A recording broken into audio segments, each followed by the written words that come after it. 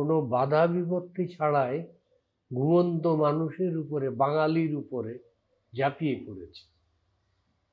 এবং আমাদের বাসার দুটো বাড়ি পরেই হলো বাবুবাজার পুলিশ ফাঁড়ি, তার প্রধান ছিল এরশাদ। এই এরশাদ কিন্তু প্রেসিডেন্ট এরশাদ নয়, এই একজন লম্বা চওড়া পুলিশ। এখন সে ওই শাঁখারি বাজার রক্ষা করার জন্যে বিভিন্নভাবে টহল দিচ্ছিল। কিন্তু আশ্চর্য বিষয় হলো যে তাকে আবার ওই রাজাকাররা প্রচণ্ডভাবে বাধা দিচ্ছিল। তো বাধা দেওয়ার ফলে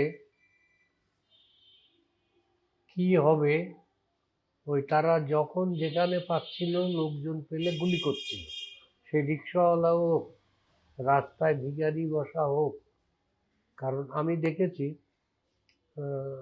একজন মহিলা মা, তার কোলে একটা বাচ্চা, সে তার স্তন পান করার জন্যই আঁকুপাকু করছে, কিন্তু মহিলা কিন্তু মৃত, তাকে গুলি করেছে।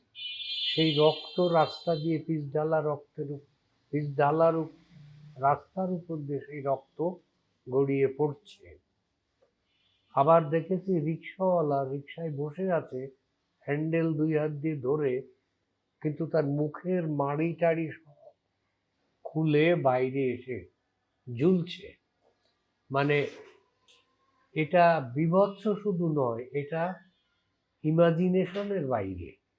এটা মানুষের পক্ষে চিন্তা করা অসম্ভব ব্যাপার যে সেনাবাহিনীর লোকেরা গুলি ভরা বন্দুক নিয়ে, রাইফেল নিয়ে, AK-47 নিয়ে, এই ধরনের গুলি মানে নিরীহ মানুষ যারা ঘুমিয়ে রয়েছে তাদের উপরে চালাতে পারে। এই প্রথম দেখলাম পাকিস্তানি সেনাবাহিনীর এই কর্মকাণ্ডে লিপ্ত। এবং যে পাকিস্তানি সেনাবাহিনী কত জঘন্য, বীভৎস তাদের চিন্তা ভাবনা, এই কাজটি তারা করেছিল।